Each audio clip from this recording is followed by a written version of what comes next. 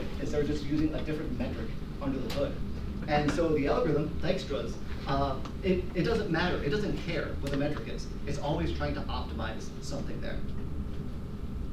Okay, so this is going to get a little bit esoteric for a moment. So if I lose you for the next 3 minutes, you can just zone out, and we'll be back in a moment here. But I want to talk about unexpected applications of this algorithm. And so here, I've got a little graph to our right that's currency arbitrage. And so let's say maybe I can convert $1 to 130 yen.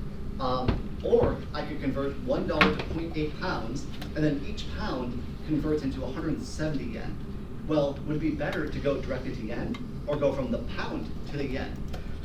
Well, this is weird because this isn't a shortest path. This is actually a largest multiplier. This is kind of a different problem that we're solving. But if you remember back from one of those dusty memories from one of your early math classes, logarithms are how we convert multiplication problems into addition problems. So we can take the log of all of these numbers.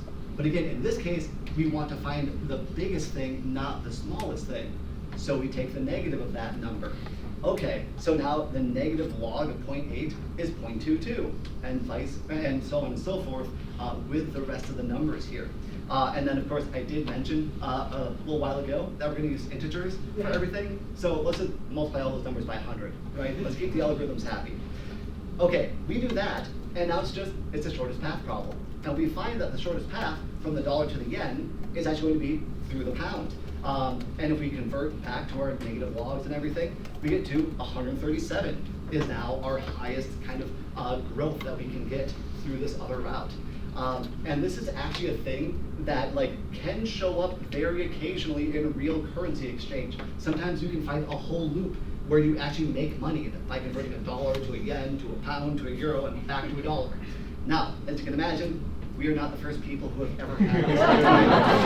And so if this ever does exist, it is instantly gone. People will throw so much money at it that it will move the market, adjust the currencies, and keep all of the, there will be what's called no negative cost cycles in this. However, I have seen a handful of headlines here and there recently about some crypto exchange or something has this kind of inefficiency. So this can kind of show up in more illiquid markets. Okay, one brief aside. Thus far, I have not really been talking about the directions that we travel on our edges. And this is actually a really important thing. So every edge in these graphs that we're considering has an arrow. There's only one way that we can travel on it.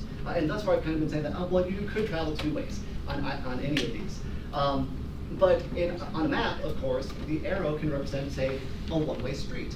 Or it could be 2 sides of a highway that might connect differently to their exits, depending upon maybe there's only an exit on this side for a certain road and not on the other side. In other contexts, it can represent, say, an unreciprocated relationship. So like in Twitter, I can follow the Pope does not have to follow me. And in this next area, it's going to represent the flow of water. And so this is where things get a little bit weird. So it could be the flow of water down a stream or through a series of pipes. Maybe it's going to have kind of a one-way valve or something in this grand metaphor that we're creating. Okay, so now we have a new problem that we want to solve here, which is we want to send the most flow from Minneapolis to Chicago. And so you'll see here now, you won't see here now. There we go. Okay, you'll see here now that we've got our old map going from Minneapolis to Chicago, and now instead of having distances or costs on edges, we now have capacities. So this is saying that we can send at most 200 units from Minneapolis to Madison in some amount of time. 350 from Minneapolis to Rochester, Des Moines to Chicago, the big one, 500. And what we want to do here is we want to send the most flow possible from Minneapolis to Chicago. And so a couple new properties that we have in our graphs now is we have a source that we call S, and basically it's kind of like the water just appears out of nowhere from there. And then we have a sink, T, and the water is kind of sucked down into that and disappears. So we want to maximize our flow. Now, it was very obvious what this path is good for, right? Because it got you here. what is max flow good for? Again, it's a little bit weirder, but it's really good for like shipping logistics. Trucking companies use this, and in this case, you got trucking, freight railroad, barges. Maybe you have like an airplane connection that goes directly from one node to a very far away node, but it has a smaller capacity because it's just an airplane. It's not a freight train. And as I mentioned, it is, also I think it came out of actually mimicking water pipes in cities and making sure that all the water could get through to all of the people. And there'll be some surprises that we're going to look at a little bit later here. Okay, so this algorithm that we're going to talk about is Edmonds-Karp. This algorithm was invented and published in the early 1970s. So again, our objective is to send the maximum flow from the source S to our sink D. And at each step, what we're going to do is we're going to look for a path from our source to the sink that still has remaining capacity on it. And then once we find that path, we're going to calculate the most flow that we can send through that path, and then we will send it along, update the flow on that edge, which will lessen its remaining capacity, and then we're going to repeat that until we cannot find a path from S to T. Okay, let's take a look at an example here. So here's a graph that I just had on the PowerPoint, and I don't have the arrows drawn on here because this is just a bunch of janky SVG objects and everything, so sorry, it's not the prettiest thing in the world. But in this case, kind of implicitly, all of the flow is going top to bottom, left to right, or northwest to southeast. That's kind of how you want to look at this. Okay, so let's start out. Let's find an edge. So we found a path here from Minneapolis, Rochester, Madison, Milwaukee, Chicago. And if we look along there, what we're seeing is we're going to add 100 flow to this. So after this step, we'll have used 100 out of 350 of the capacity to get from Minneapolis to Rochester. 100 out of 200 Rochester, Madison, but it is the Milwaukee, Chicago link. That's the one that's kind of capping our flow at this point. Okay, so that's good. Let's do the next step. Here, we're not doing Madison, Milwaukee, Chicago. We're going Madison directly to Chicago. We add another 100 flow. Next step, we do Minneapolis, Rochester, Des Moines, Chicago. Add another 150 right there, all the way through. And you'll note the edges that we've filled up now, I'm marking as kind of darker, lighter, thin lines, showing that they are no longer visible to our pathfinding algorithm. And so let's take the next step here. We find the straight one, Minneapolis, Madison, Chicago. And finally, that's it. That's all the flow that we've sent. And so if my math is correct here, we have sent 425 flow now from Minneapolis to Chicago. Now, astute observers may notice that there's kind of this cut through the entire graph here where we have actually completely disconnected the source and the sink with edges that are now have no capacity left. And so this algorithm is actually called the max flow min cut theorem. And again, this is a part we're not going to get into today. But if you get excited about that kind of stuff, there's a lot more to read. And I'll have a bunch of links at the end that you can look at for that. Okay, so we have talked about Edmonds-Karp. Let's talk about an unexpected use of Edmonds-Karp. Let's say that you have you and a fellow teacher are like co-teaching a class, and you have 4 time slots that you need to do conferences with the kids. You got 6 kids in your class.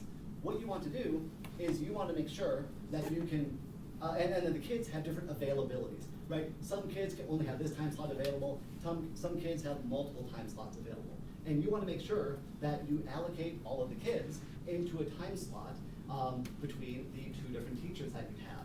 And so what we have here is the person at the top only has 1 time slot available, only that top one. This person at the bottom has 3 time slots available. They're much more easygoing. And so what you can do then is you can say, well, now we're sending flow through this graph. So now this is not water flowing through a pipe. It's actually a person being dedicated to a certain time, to a certain time slot. And so what we can do then is we send our flow through the graph. And again, we're using integers, right? So we're guaranteed to have 1 person to 1 time slot. Nice and easy. We make sure that we don't overbook our teachers by having capacities of 2 in each of our time slots.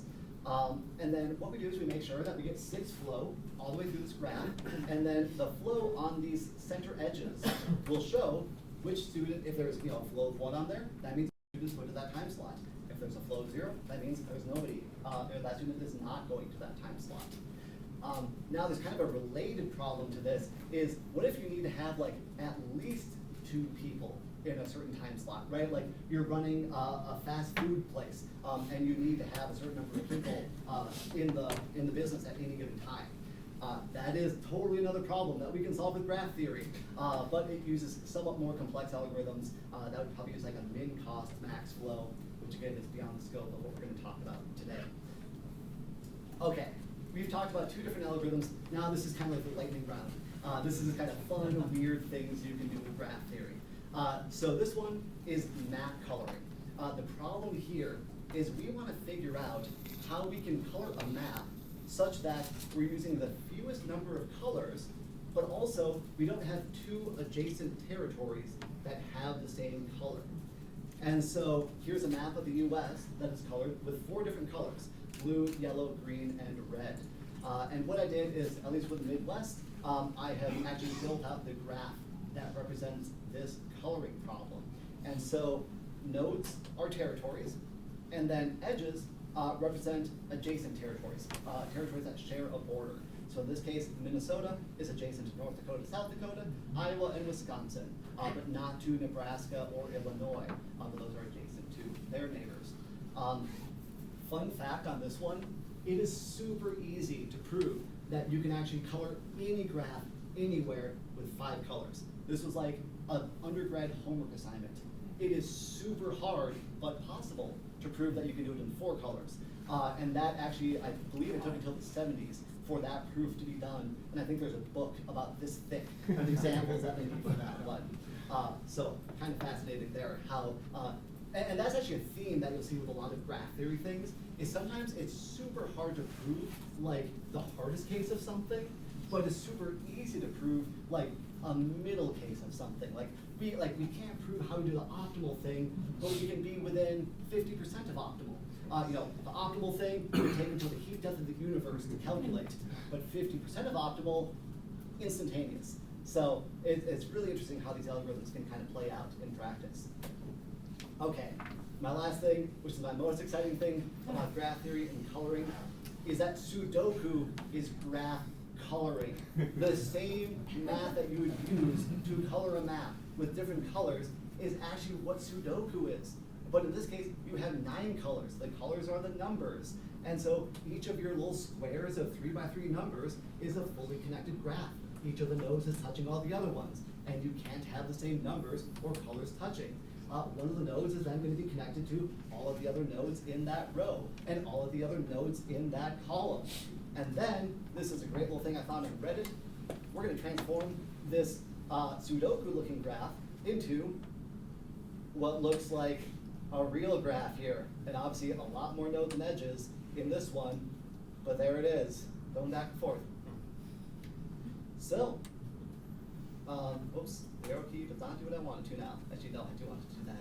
All right, so that is my presentation here. There's a ton more information on Wikipedia.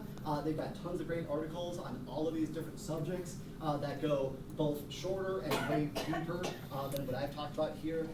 There's a GitHub repo that has just a ton of JavaScript algorithms. They've got data structures, all of those other things. And so, as I mentioned, we want to stand on the shoulders of giants. We don't want to solve new problems. We want to use existing code that can solve our problems in kind of unexpected ways. And as I mentioned at the beginning, I've got my repo on GitHub with the code I used to run this thing, and I'll try to get maybe this PowerPoint up there as well after this presentation. So, thank you, everybody.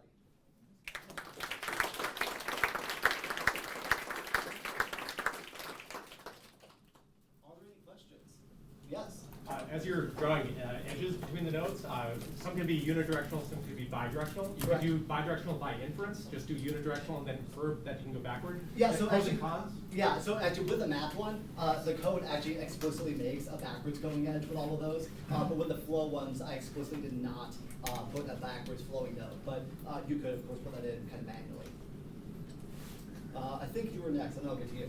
Can you talk about graph query languages and some of the pros and cons of different approaches? I cannot, but I believe there's another presentation on that today. And then you behind? What about 3D graphs? I noticed everything you presented was 2D, unless you got to it early because I came in late. But take the example of the map between the Midwestern cities. Yep.